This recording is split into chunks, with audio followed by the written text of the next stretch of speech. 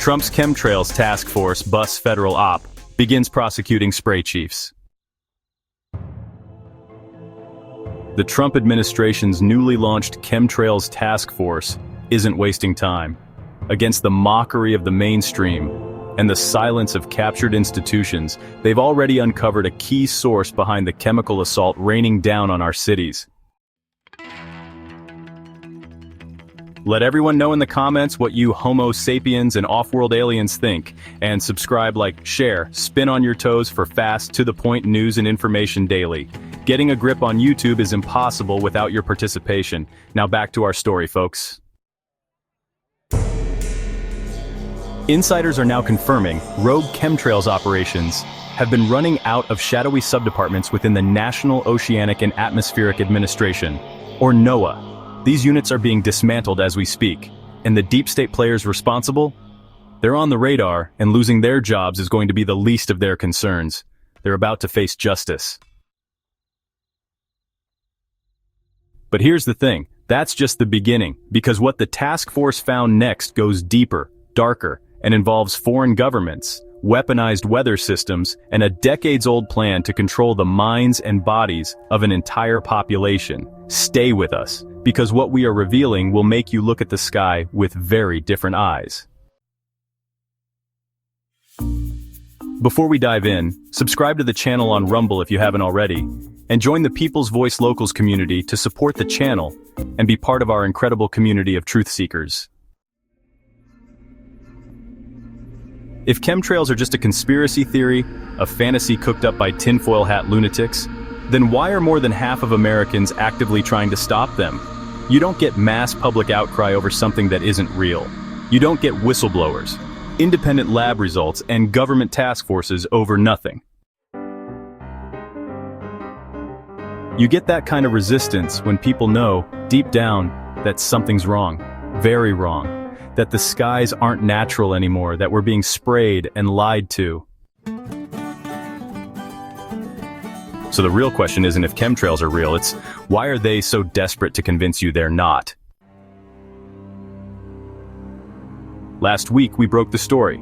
Before CNN, before Fox, before anyone in the mainstream even dared whisper it.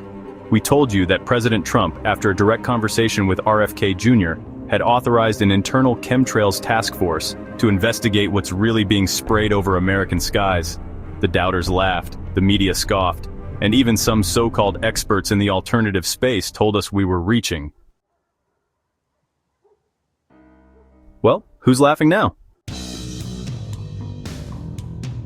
Because now even CNN, yes, that CNN, is reporting that the Trump administration has begun dismantling the National Oceanic and Atmospheric Administration's research arm, shutting down weather and climate labs across the country.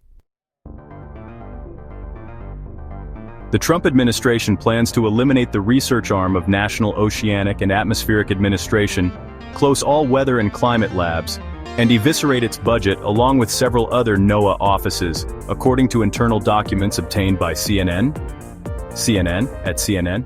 April 11th, 2025. Turns out the so-called conspiracy theorists were right again. And as usual, the People's Voice had the scoop weeks before the mainstream were forced to change their narrative, as RFK's former running mate Nicole Shanahan confirmed. More from Nicole later, but first, what's going on behind the scenes now? According to the Trump administration, the activities of the NOAA are misaligned with the expressed will of the American people.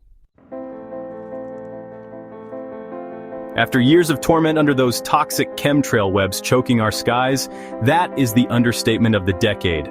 We've been battered. Our health, our homes, our hope by these chemtrails and fogs. And yet the mainstream is still hitting snooze on the truth, despite all of the evidence that we are under attack. But it's not enough to just close down the government dens pumping those chemtrail toxins into our skies. We need blood on the table justice. This is where the news gets even better. Sources inside the task force are confirming that the feds are seizing classified data, physical evidence, and internal comms tied directly to the chemtrails programs. This isn't just a slap on the wrist. This is a full-blown deep state chemtrails purge. The goal? Total exposure, total accountability, and the total dismantling of the system that's been silently poisoning our air, our soil, and our minds for decades. But here's what the mainstream isn't telling you. We've uncovered new intel that points to foreign actors, bioengineering corporations, and even retired military officials involved in a decades-long weather warfare and population control agenda. The weird, unnatural fogs that blanketed US and European cities for months, they weren't weather anomalies. They were part of the agenda, a test run, a rollout, a conditioning phase. And now we're seeing the next phase. Pink and yellow dust settling across American towns and rural areas alike. It's not pollen, it's not sand, and it sure as hell isn't harmless. Independent labs are already testing samples, and the early results? Devastating. The chemical signature of this dust reads like a Cold War weapons manual. Barium, strontium, aluminum, lead, cadmium, and traces of Bay-137, a radioactive isotope tied to nuclear fallout. Let me say that again. This is nuclear transmutation residue. We showed the early data to a former radiation safety officer who worked cleanup at Chernobyl. You know what he said? If this dust was falling in Pripyat, we'd call for an immediate zone lockdown. Let that sink in. So no, it's not just some wild theory anymore. We are being dusted. We are being conditioned. And the question we all need to be asking now is simple. Why? And more importantly, what can we do to stop it? Back in the 90s, whispers of chemtrails exploded after a shady Air Force report, weather as a force multiplier, was leaked, complete with a sinister plot to control the weather, manipulate populations, and own the skies by 2025. The feds called it fiction, but by '99, folks like Art Bell were blasting it on airwaves, explaining that jets were spraying us with poisonous particulates and God knows what else. The EPA, FAA, NASA, they scrambled to describe the phenomenon as contrails, but the denials only fueled the fire. Planes leaving condensation trails don't switch on and off like the chemtrails planes we've all seen. Cloud seeding experiments from the 1940s, Cold War chemical tests on civilians. Uncle Sam's got a rap sheet a mile long. And now, the chemtrails cover-up is playing out just like the COVID vaccine scam. Same playbook, different delivery method. First, they deny it exists. Then, when the pressure mounts and the evidence becomes undeniable, they change the language. Oh, it's not chemtrails, it's geoengineering. A shiny new label slapped on a decades-old crime. And just like with the jab, the message is the same. Don't ask questions, don't look too closely, just trust us, it's safe and effective. They want us to believe they're spraying the sky to help us, to fight climate change, to cool the planet, to save humanity. Meanwhile, cancer rates are spiking, cognitive disorders are rising, and the skies look nothing like they did 20 years ago. They've admitted the spraying, they've admitted the research, but now they're telling us, don't look under the hood. Because what's under there isn't climate control, it's population control. But as Nicole Shanahan points out, the people have woken up and justice will be served.